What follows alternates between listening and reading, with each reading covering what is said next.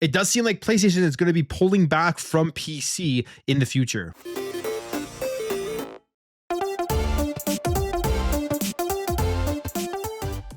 All right, so we've been hearing these rumors going around now. This all started by Jason Schreier on Reset Era.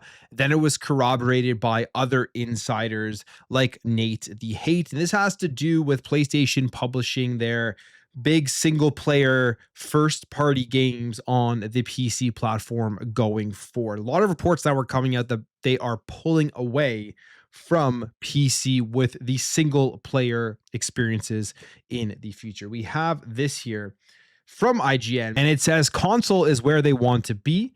Reports indicate Sony is pulling away from PC for single player PlayStation games. Under the current leadership, PC has become less important. This originally started on the Triple Click podcast, Schreier indicating that Sony will continue to release its live service games on PC as well as PlayStation. But the sense, he says, I'm getting is that they're backing away from putting their exclusive console stuff like traditional single player stuff on PC, and pointing here that Wolverine is due out on PS5 exclusivity, which he suggests may never come to PC. He's not the only person that did say this. John Linneman said something similar on Digital Foundry Direct, saying, I actually have an inkling that they're pulling away from PC. Watch this space. I get the feeling that under the current leadership, PC has become less important. And it says one might argue that the Jim Ryan era, the one positive thing to come out of it was its shift to PC, but I'm not confident that they have a huge vision for PC going forward. Not to say we won't still see some PC games happening, but I think it's not going to become more PC focused. I think if anything, it's going to become less. This is the reason I don't think they would ever consider a PC launcher like going bigger on PC at the expense of console. I think console is where they want to be.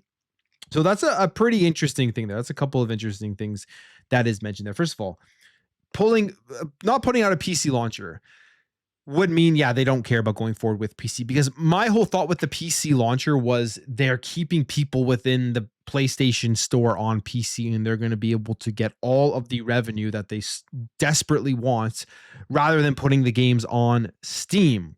And that would be the same thing as just launching the game within the PlayStation console. Maybe they're not wanting to build a PC launcher. Maybe they're realizing it's too hard to maintain and all that, and the costs are too high to do that. They don't want to go in there and try to compete with a launcher with like the likes of Steam, and right now with the likes of the Xbox store, that it is becoming bigger. So that may be why they are pulling back. I'll be the first to admit, I was absolutely, if this happens and they pulled more games off PC or they stop putting single player games on PC, I was absolutely wrong on this one, because I was looking at everything and I thought, yeah, they're going to put more games onto PC. And the reason I think this is because if you take a look at the numbers themselves, you take a look at the console, you take a look at their revenues on their financial quarters, nothing really is being affected here. PlayStation is still extremely successful. Their console sales haven't been affected really whatsoever.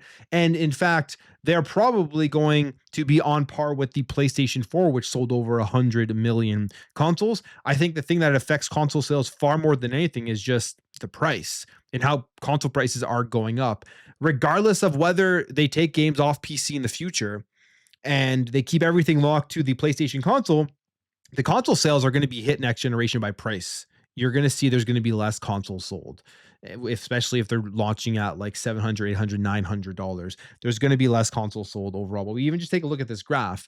This is from VG Charts, PS5 versus PS4 sales, and they have these numbers because PlayStation does provide those numbers.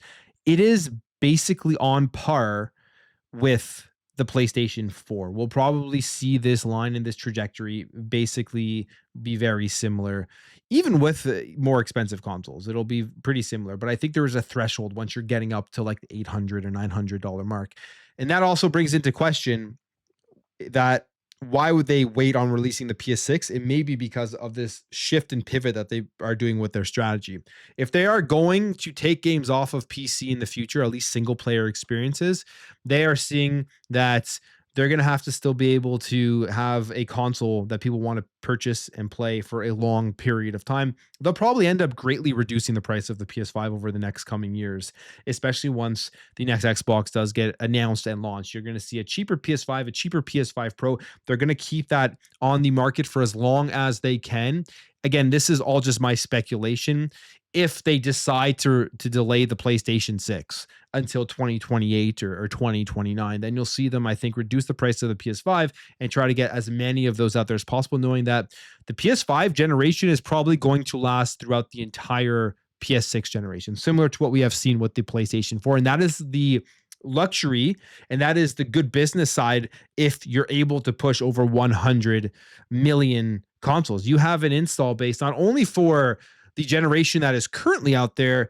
You still have to consider the amount of people that are buying and playing games through the PlayStation Store on their PlayStation 4. It is probably massive. But I do not buy the narrative, and I do not buy the argument that putting PlayStation games onto PC, the single player games, hurts the console sales as much as people think that it does. I mean, we have the data of how well the PS5 is selling, and I don't buy the thing that it hurts the brand for the majority of people who are picking up the PlayStation 5. You can go on Twitter, you can go on social media, you can get the rabid fanboys with the anime pictures calling everybody names. But the reality is, PlayStation doesn't care about those guys. They care about what who the majority of people who are buying their console, and the majority of people who are buying their console are picking them up, and they're not playing the first party PlayStation exclusives. They're playing Call of Duty, they're playing Madden, they're playing FIFA. And I guess for them, those customers are so important that now they are on PC. If you remember a few generations ago, like, you weren't getting FIFA on PC. Call of Duty wasn't even really huge on PC. It was much bigger on the console. Madden as well. Last generation wasn't releasing on PC. So they are having to buy consoles to play these games, and then they were being stuck within the store itself. Now, if you're somebody who just wants to play a first-party PlayStation game and you want to play Madden, they may end up be losing some of those customers because they are available through Steam. You can buy Madden on PC as well. You can buy Call of Duty, all of that stuff. So, very interesting times here as to what exactly they would do. Nate the Hate also chimes in with his thoughts on exactly why they would be doing this. And here's what he says. You'll be seeing fewer single player games arrive on PC. This decision to shift away from supporting PC was made last year. Naturally, some may still release, pending how far along the ports were, but it no longer appears to be a priority for Sony moving forward, which would mean that previous games, maybe Ghost of Yotei, will still come. Jason Schreier says you shouldn't see Wolverine, but maybe Saros will still come. You never know if those have been developed for PC or have started being developed for PC. The question you have to ask yourself, as like fanboys like to say, and like the hardcore PlayStation fans like to say, is that this is for the brand. And I do believe somewhat it is for the brand.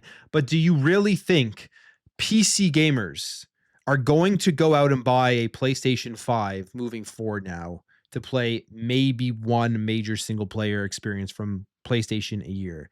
The releases for PlayStation have been few and far between. Maybe they're preparing for the future. They have a lot in the works now, and they're really starting to get the ball rolling, similar to what we've seen what Xbox has been able to do with their production. And they're going to have multiple big first party single player games released every year. And they're going to see that as a way that, yeah, if we can entice a certain percentage of PC guys to pick up the PlayStation 5, that is a win. But then you also have to ask yourself, how valuable is that customer by buying a PS5 where you're not making the money off really buying the console? And then they play that single player experience once a year and then never log back into their PS5. How valuable is that to them? I guess just the potential of having the console in another home where they may eventually go and spend more money in the PlayStation Store is what they would be aiming for. All interesting stuff here, but yeah, I was absolutely on the bandwagon of PlayStation are going to continue with the PC, and they're going to expand it out, and they're going to release a launcher. I was wrong. If this stuff was true, we'll see what does end up transpiring going forward with the strategy of PlayStation. And I think there's another big question here that a lot of people may be asking. How does Xbox react to this? Do they care? Do they shift strategy now? Because I think one of the big things Xbox was excited for and had going for them with the next gen console was they basically bypass exclusivity because PlayStation is putting their games on Steam anyways, and that won't be the case going forward. Does this make them rethink what they're going to do? Maybe they do start really going back to exclusivity. It's a wild, wild time, a wild generation, probably the craziest that we have seen in terms of strategy shifts and changes. And we'll see what happens here. Exciting, interesting, and just craziness happening within the gaming industry. But I'm going to end it there, guys. If you did enjoy this video, hit that thumbs up. If you're new here, hit that subscribe, and I'll catch you guys in the next video.